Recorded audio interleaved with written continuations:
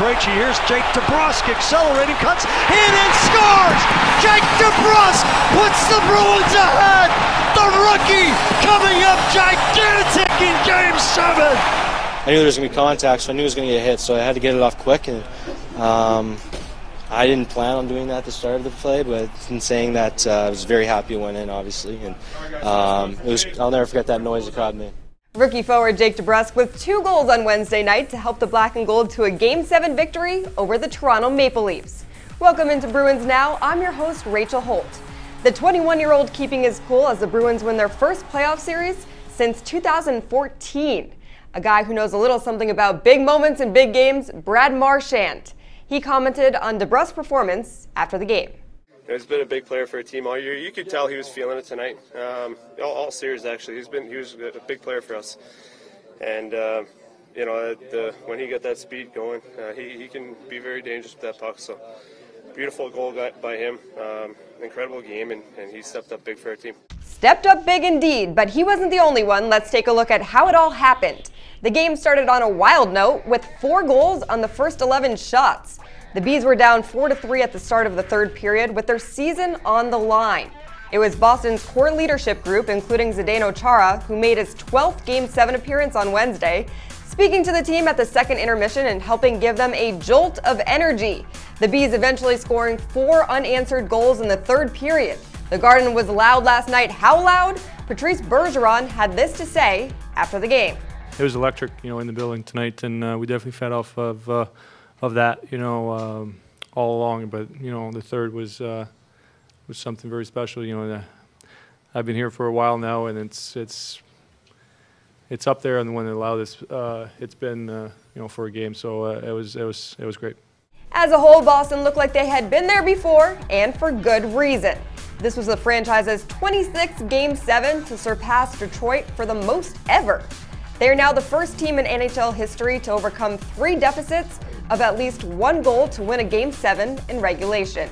7 goals were the most they've ever scored in a Game 7. And now we're joined by Mike Holt to see what Boston needs to do to make it far into the playoffs. Now, Mike, going into Game 7, there were some questions about the lineup. Some were calling for Ryan Donato to play over Danton Heinen. Now, Heinen silenced the critics by finding the back of the net. What do you think of coach's decisions with the lineup in Game 7? Yeah, they were interesting because I understand where people were coming from with Ryan Donato, especially with the way that Game 5 and Game 6 went, where the Bruins, they had opportunities, but they weren't able to bury them. And, Donato is a guy who is acclaimed for his ability to finish around the net. He's got good hands. But I respect what Cassidy did because he basically just said, this is what got me here, and this is what I'm going to stick with. So Jack Adams award finalist for a reason. This guy has a finger on his pulse of his team.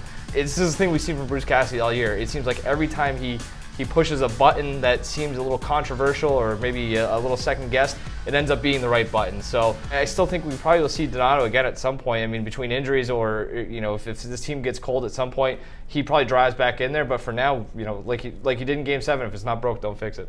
Now, Tuukka Rask in net, he finishes the series with a .891 save percentage. Some critics are saying that he didn't look as sharp as he needed to be. What do you think about his play overall, and do you have any concerns moving forward? I think it's hard to argue that that was the best Tuukka Rask we've ever seen. I don't think anybody would ever say that. In Game 7, the numbers look bad. You'd like to see him make maybe 1 or 2 of those saves, but at the end of the day, he was put in a bad spot in Game 7. And the Bruins defensively, through the first 2 periods, and especially in the second period, were atrocious. It was about as bad as we've seen them play all season. They tightened up in the third period. I don't think Rask saw a shot until 8 minutes in to the third period. So it's a team effort. That's going to include Tuukka Rask. And I think you go back and look at that 2013 run when they went to the Stanley Cup final. It's something absurd over like a course of 9 games. He had like a 960, 970 save percentage. They need a run like that from him here, especially against a team like Tampa Bay. And I mean, if you get past Tampa Bay, you're going to get either Washington or Pittsburgh.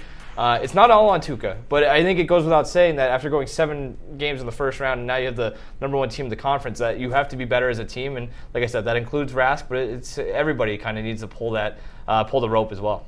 One thing is clear moving forward. If they want to win, their top line needs to produce. In Boston's 4 wins, the top line of Marchand, Pastrnak, and Bergeron had 9 goals and combined for 30 points. In their 3 losses, they had 0 goals. Here's what Bruce Cassidy had to say about the top line after the game. Well, listen, Toronto did a good job with them. There was, they got frustrated a few times, but they stuck with the program. Even the games they've been quiet, in terms of stats on the sheet they've been generating. You know, Bergie got a big goal there to get us going again, and obviously Pastas was just a great forecheck, smart hockey, play behind their D when you have a lead. They got back to their nuts and bolts and how they can play. They can do it either way. They win a puck and then they get it to the right guy and he buries it.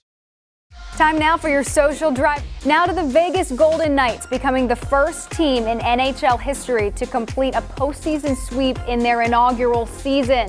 Took down the Kings no problem. Now the Golden Knights become just the third team from the NHL, NBA, and MLB to complete a 4-game sweep to win their first ever playoff series. The Penguins did so in 1970, and the Boston Braves baseball team did so in 1914. That's your social drive. People having a lot of fun showing support for the Bees, not only at the Garden, but also on social media. The Bruins saying what we all needed to hear at one point: everybody breathe. Boston is a brotherhood. Thanks for the support this week, guys. You can see all the teams coming together there, and Celtics maybe getting ahead of themselves just a little bit with this tweet, sharing, "We'll see you in round 2. We hope so. So speaking of round 2, there's not much time for rest. The second round of the NHL playoffs gets underway on Thursday night, just a day later. Tampa Bay sitting and waiting since beating the New Jersey Devils in 5 on April 21st. The Bruins playing their first game against Tampa Bay on the road on Saturday at 3 p.m. Game 2 will be in Tampa Monday night, and games 3 and 4 taking place back in Boston. That does it for this episode of Bruins Now. Thanks for tuning in, and follow us on social media at Nesson. Make sure to keep it on Nesson.com all next week for all your Bruins news, and go Bees!